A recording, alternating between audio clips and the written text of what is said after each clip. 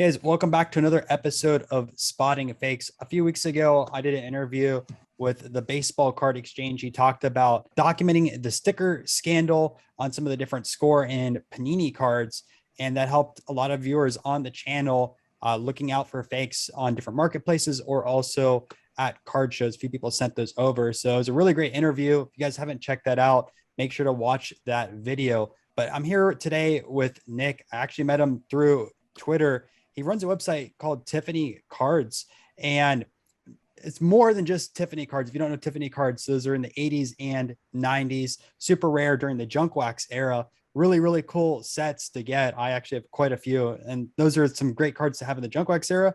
But another thing he has on his website, which I think is a really great tool to leverage as someone in the card community, is a tracker of slab cards that have had like fake serial numbers or alterations on the card, and it's all documented on your website. So, Nick, I'd like you to talk a little bit about your site, about how this kind of started and where it's going towards in the future. Yeah, the site's tiffanycards.com. Started it up a couple years ago during the pandemic, so I had more time at home.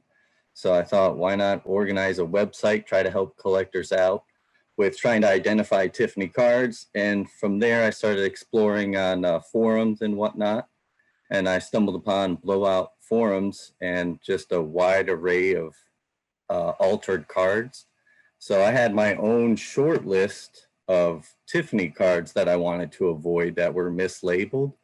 And so I just started adding cards to that list, and then it just kept growing and growing and growing. So it's up to over 4,500. And every day I always seem to add a couple more cards to it. What have been the most popular cards that you've seen altered or the fake slabs out there within the last few years? Since it's a spreadsheet, it makes it real easy to sort it all out. So Mickey Mantle is the number one card that's been faked. There's 114 different Mickey Mantle slabs that are labeled. Second goes to Steph Curry with 76. He's tied with Michael Jordan at 76. Then you got Tom Brady at 70 and Ty Cobb 65. So those are the big names. Those are the largest ones on the list. That's have been altered the most. We got 1948 Leaf. Those I got 767 of those cards have been altered. So keep your eyes out for those ones. If you ever buy them, definitely want to double check that one. And for that list, what type of alterations do you often see the most? Is it people that are trying to cut the card and trim it, or are they adding on ink to signatures, or what have you seen along lines on that? Most of them have all been altered with trimming.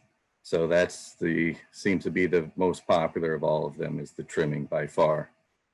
Now, without being able to see like the before and after, do you have any tips for people out there that are trying to look and see if a card is trimmed? I know it's a lot easier to see outside of a slab because you can measure it up, you can feel the surface and a lot, or feel the edge, I should say, and a lot more. But when it's in its slab, it's quite difficult unless you measure up the card and see anything previous. Do you have any tips or advice for people out there?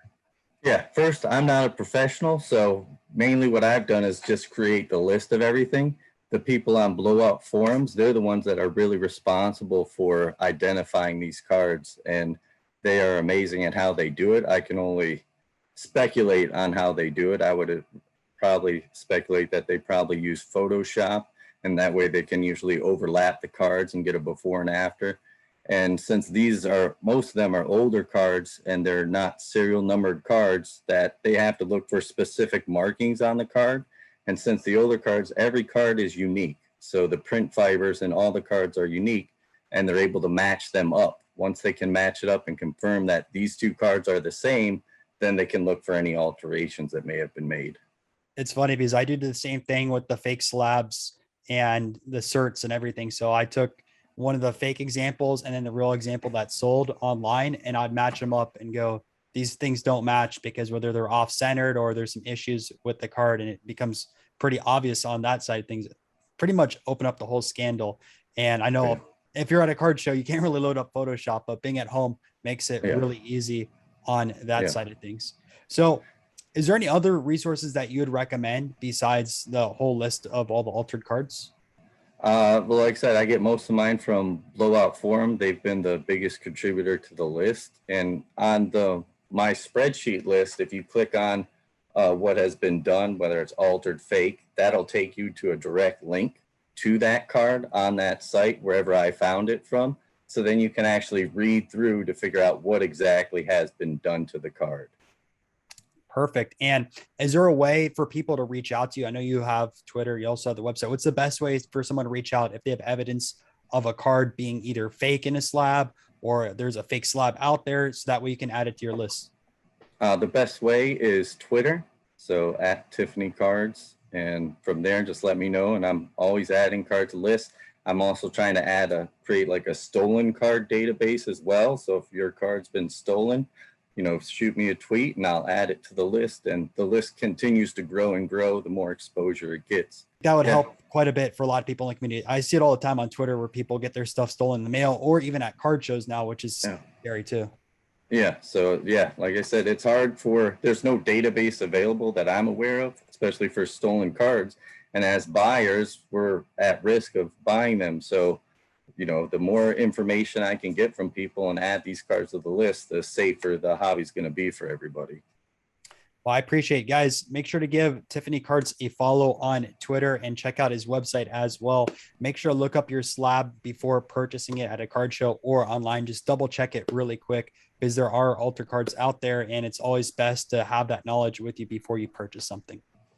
Yeah, absolutely. So big shout out again. I want to make sure I recognize these people. Corn Dog from Blowout Cards 3124508 on ComC, and Super Dan 49.